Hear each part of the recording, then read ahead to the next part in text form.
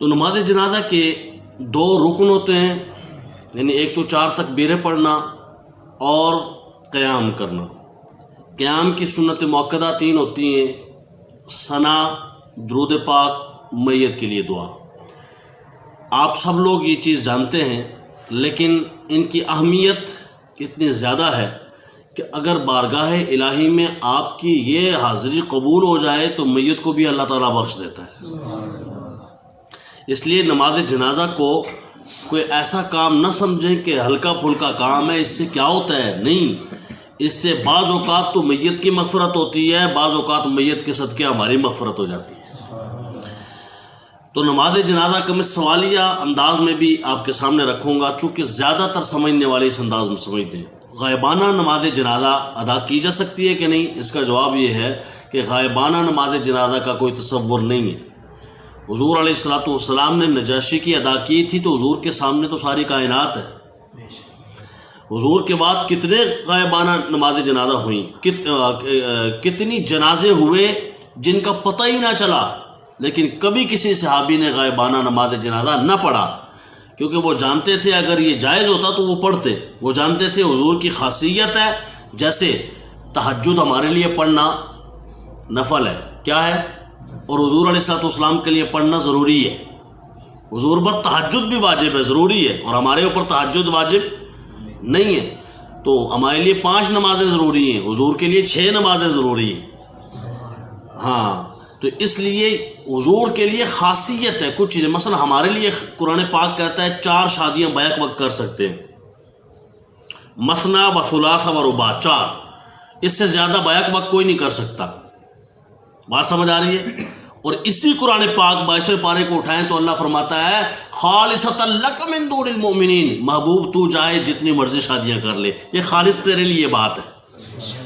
اس لیے حضور کے لیے کچھ چیزیں خاص ہیں۔ تو حضور نے نماز جنازہ پڑھائی تو علماء کہتے ہیں حضور نے تو سامنے دیکھ کے پڑھائی نا، حضور کے تو ہر شے سامنے ہے۔ خود حضور نے فرمایا میں ساری کائنات کو ایسے دیکھتا ہوں جیسے ہاتھ کی ہتھیلی کو دیکھتا ہوں۔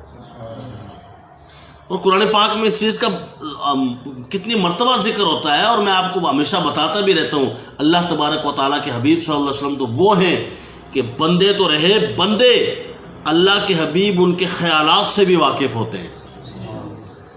قرآن پاک سورہ توبہ میں اللہ فرماتا ہے محبوب آپ لوگوں سے فرما دیجئے قل اعملوا عملکم فسیر اللہ عملکم ورسولہ، اے محبوب لوگوں سے فرما دیجئے کہ تم جو بھی قیامت تک عمل کرو گے اللہ بھی دیکھے گا، مصطفیٰ بھی دیکھے گا۔ تو کیسے دیکھے گا؟ اس کا مطلب ہے دیکھ رہا ہے تو دیکھے گا۔ تو نجاشی دور نہیں تھا، وہ تو سامنے تھا، مصطفیٰ دیکھ رہے ہوتے ہیں۔ بہرکیف تو آج کے زمانے میں جو نماز جنازہ غائبانہ پڑھتے ہیں یہ غلط کرتے ہیں۔ نماز جنازہ حاضر ہو سکتا ہے، آپ کہتے ہیں نا کہ میتنا و شاہدنا اللہم اغفر لحینا و میتنا، آگے شاہدنا، تو مطلب ہے آگے کچھ ہے ہی نہیں، آپ پڑھے جا رہے ہیں یا اللہ اس یہ میت جو ہے نا ہماری، یہ میت ہماری حاضر و جو میت وغیرہ وغیرہ وغیرہ، تو آپ اس کے لیے جو دعا کر رہے ہیں یہ جو نماز جنازہ کی شکل میں ہے یہ نہیں کر سکتے، ویسے آپ دعا تو کر سکتے ہیں۔ اللہ کریم مغفرت فرمائے، درجات کو بلندیاں نصیب فرمائے۔ نماز جنازہ میں امام کہاں کھڑا ہو؟ میت سامنے رکھی ہوئی ہے تو امام کے لیے مستحب اچھا عمل یہ ہے کہ وہ میت کے سینے کے سامنے کھڑا ہو۔ اچھا، نماز جنازہ میں کتنی صفیں ہونی چاہیے؟ تو 3 صفیں حضور علیہ السلام نے فرمایا جس میت کی 3 صفیں ہوں، جس جنازے کی 3 صفیں ہوں اللہ تبارک و تعالیٰ اس پر جنت واجب کر دیتا ہے۔ تو 3 صفیں بہتر ہے، لیکن اس سے زیادہ ہوں تو 5 ہو جائیں، 7 ہو جائیں، 9 ہو جائیں، 13 ہو جائیں، آگے چلتے جائیں اسی طرح۔ اب اسی طریقے سے جتنا زیادہ ہو سکے حضور علیہ السلام نے اس کی بڑی اہمیت بتائی ہے کہ جنازے کو کندھا کون کون دیتا ہے۔ آج ہمارے ہاں جنازے کو کندھا دینا یہ بہت مشکل کام ہو گیا ہے۔ لوگ کہتے ہیں بس پیچھے چلتے رہو، کندھا وہی دے جو بیٹے ہوں، جو خاص بندے ہوں۔ بہت کم لوگ ہیں جن کو یہ تڑپ ہوتی ہے دل میں کہ یار میں اس جنازے کی جو میت ہے اس کو اٹھا کر اس کو کندھے دے کر چلوں۔ حضور نے ارشاد فرمایا جو 40 قدم کندھا دے کر چلتا ہے نا میت کو، اللہ 40 سال کے کبیرہ گناہوں کو مٹا دیتا ہے۔ ایک اور روایت میں حضور علیہ السلام نے ارشاد فرمایا کہ جو میت نیکوکار ہو اور جنتی ہو، یعنی جنتی شخص فوت ہو گیا ہے، تو اس کے جنازے میں کوئی شریک ہو، اس کے ساتھ ساتھ چلے یا اس کے کندھے لگا کے اس میت کو اٹھائے، فرمایا اللہ کو اس میت کو اور اس میں شریک ہونے والوں کو عذاب دینے سے حیا اللہ تعالیٰ فرماتا ہے۔ اللہ تعالیٰ کو حیا آتی ہے کہ میں اس کو جنازے، جو میت جنتی ہے اور اس کے ساتھ آنے والے جو لوگ ہیں، اس کے جنازے میں شریک ہونے والے لوگ ہیں، اس کو کندھا دینے والے لوگ ہیں، میں انہیں عذاب دوں؟ حضور نے فرمایا اللہ انہیں عذاب دینے سے حیا فرماتا ہے۔ تو انشاءاللہ امید ہے کہ آئندہ جب بھی جنازہ ہوگا اور ہمیں پتہ چل جائے گا تو ہم ضرور اس میں شرکت کریں گے، اگر کسی مومن مسلمان کا ہوا تو۔ اچھا، اسی طرح اگر صفیں بہت زیادہ کم ہوتی ہیں، صفیں 3 نہیں بنتی ہیں، بندے بہت کم ہوتے ہیں، تو کیا کریں؟ علماء کہتے ہیں اگر 7 بندے ہیں نا جنازے میں، صرف 7 بندے، تو ایک امام بن جائے، 3 اس کے پیچھے کھڑے ہو جائیں، 2 اس کے پیچھے کھڑے ہو جائیں، ایک اس کے پیچھے کھڑا ہو جائے، ایک امام ہو جائے گا، 3 صفیں ہو جائیں گی۔ فرمایا اس طرح بھی 3 صفیں بن جائیں گی نا تو اللہ کریم یہی کام فرمائے گا، کیا کہ اس بندے کی مغفرت اور بخشش فرما دے گا، اس پر جنت واجب فرما دے گا۔ نماز جنازہ کے بعد دعا کرنا کیسا ہے؟ کیونکہ ہمارے ہاں بعض اوقات منع کیا جاتا ہے کہ نماز جنازہ کے بعد دعا نہ کرو۔ کیوں؟ وجہ کیا ہے؟ وجہ قرآن سنت نہیں ہے، وجہ یہ ہے کہ بھئی دعا ہو جو چکی ہے نماز جنازہ میں، اب دوبارہ دعا کا کیا فائدہ؟ یہ بالکل اسی طرح ہے جس طریقے سے بندہ ایک مرتبہ کھانے کے دوران پانی پیے اور دوسری مرتبہ پینے لگے تو آپ اس کا ہاتھ پکڑ لیں، بھئی دوسری مرتبہ پینے کا کیا فائدہ، پہلے پی جو لیا ہے آپ نے۔ یا وہ پانی پینے لگے تو آپ اس کا ہاتھ پکڑ کے کہیں جناب یہ سالن میں تو پہلے سے پانی پڑا ہوا تھا، آپ دوبارہ پینے کا کیا فائدہ؟ تو جتنا میٹھا پاؤ اتنا زیادہ میٹھا ہوتا ہے، جتنا گڑ پاؤ اتنا میٹھا ہوتا ہے۔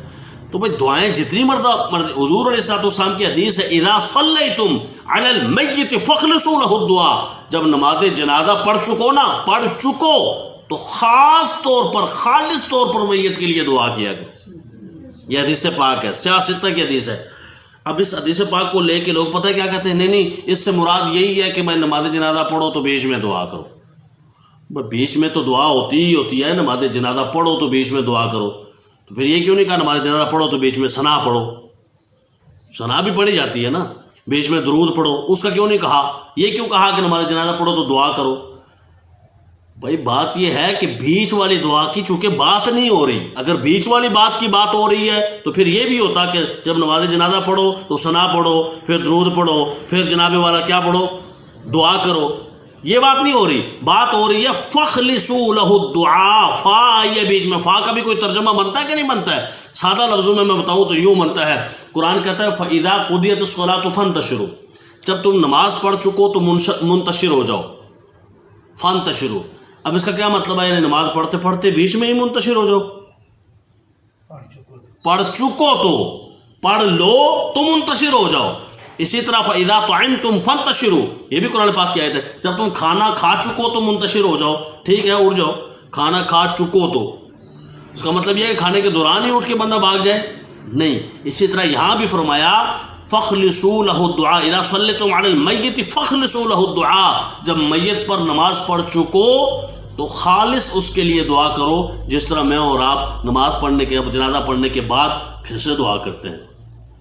اس پہ ایک شبہ پیدا کیا جاتا ہے کہ نہیں وہ جو فلانے نے لکھا ہے، فلانے نے لکھا ہے، وہ بھی تو بہت بڑے فقیہ ہیں نا، انہوں نے لکھا ہے کہ نماز جنازہ کے بعد دعا مکروہ ہے۔ ہم نے کہا بالکل انہوں نے جو لکھا ہے وہ حق ہے، سچ ہے، کیونکہ انہوں نے ساتھ تشریح بھی کی ہے۔ تشریح یہ کی ہے مکروہ ہے نماز جنازہ کے بعد دعا، کب؟ کہ جب اسی حالت میں کھڑے ہو کے دعا کی جائے، صفیں نہ توڑ کے دعا کی جائے۔ یعنی ابھی السلام علیکم ورحمۃ اللہ، امام نے کہا السلام علیکم ورحمۃ اللہ، اسی حالت میں دعا کھڑے ہو گئے، یعنی مقتدی بھی ادھر مڑے ہوئے ہیں، امام بھی ادھر مڑا، اسی حالت میں۔ فرمایا اس حال میں دعا مکروہ ہے۔ کیوں؟ کیونکہ آنے والا سمجھے گا کہ ابھی جنازہ ہو رہا ہے، جنازے کے بعد یہ دعا جو ہے نا یہ اسی کا کوئی حصہ ہے۔ سمجھ آ رہی ہے؟ فرمایا اس طرح اگر نہ ہو اور صفیں توڑ کر دعا کریں تو بالکل صحیح ہے، اور ہم یہی کرتے ہیں۔ صفوں میں کوئی دعا کرتا ہے؟ نہیں، سارے جناب ہے جوتے اگر اتارے ہوئے پہن کے جناب ادھر ادھر ہو کے جناب امام صاحب بھی مڑ جاتے ہیں، اور اس کو کسی نے مکروہ لکھا ہو تو دکھائیں۔